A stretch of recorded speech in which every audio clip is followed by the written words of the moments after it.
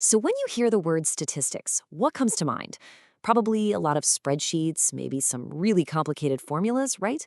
But what if I told you it's actually all about solving puzzles? You see, statistics is really just the language we use to find the hidden story inside of data. And today, we're going to solve one together.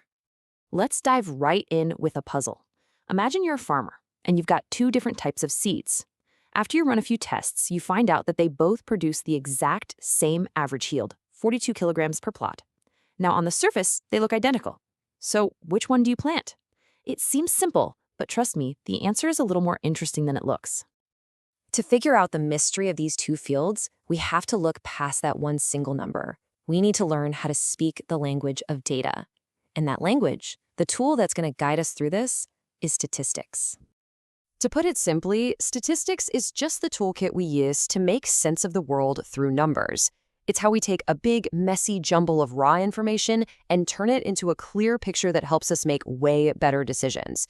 Whether you're trying to predict the weather, play the stock market, or, like us, pick the absolute best seed to plant. Okay, so the very first step in understanding any pile of data is finding its center, that one single value that kind of represents what's typical. That 42 kilogram average for our crops, yep, that's the center. It's our starting point on this map. Now, the most common way to find that center is by calculating the mean, which, let's be honest, is just a fancy word for the good old average. And for both of our crop varieties, that number came out to 42. But here's the million-dollar question. If the mean is exactly the same, does that actually make the crops the same? No way, not at all, because even though both of our varieties average out to 42, the actual yields from plot to plot are behaving in completely different ways. The mean gives us a starting point, sure, but it's kind of like the tip of the iceberg. It's hiding the most important part of the story right underneath the surface. So to really see the whole picture, we can't just stop at the center. We also have to measure the spread, which is just about how consistent or how scattered our data is. And this, my friends, is where the real insight is hiding. So let's just ask the question head on. If the average is identical, what critical piece of information are we missing? What's that hidden factor that's going to tell us about reliability, about predictability, and when it comes right down to it, about risk? Well, the answer is something called standard deviation. This is the tool that measures consistency. Think of it this way.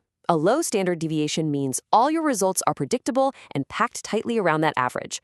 But a high standard deviation, that means your results are all over the place. Now, when you first see the formula for this, it can look, well, a little intimidating. I get it. But its purpose is actually super simple. It just calculates one single number that tells you, on average, how far each data point is from the mean. It's just a really precise way to measure consistency. That's it. And bam! This is where it all clicks. This solves our whole puzzle. See, variety I, with its high spread, is totally unreliable. One plot might give you a massive yield, but the next could give you almost nothing. But variety 2, it has a low spread. Its yields are all clustered right around that 42 kilogram average. It's consistent, it's reliable, and for a farmer who needs to plan for the future, it is the clear, obvious winner. Okay, so we've solved our puzzle. We picked the better crop. Awesome. But the real power of statistics isn't just about describing what happened in our 5 little test plots. It's the ability to take that knowledge and make a leap, a kind of educated guess, or what we call an inference, about what's going to happen in all the plots, now and in the future.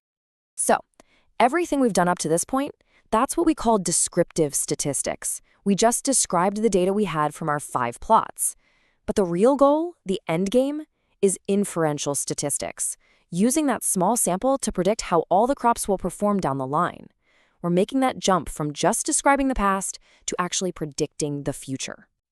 And you know what? There's actually a formal step-by-step recipe for this. It's called hypothesis testing. You can think of it like the scientific method, but for data.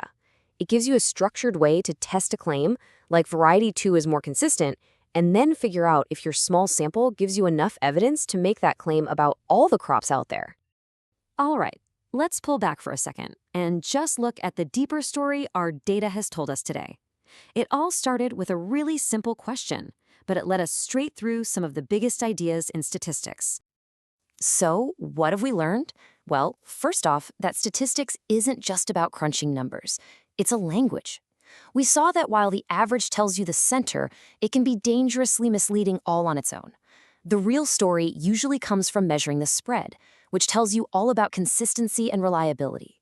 And maybe most powerfully, we saw how we can use these tools on just a tiny sample to make really smart decisions about the whole wide world. So, we'll leave you with this thought.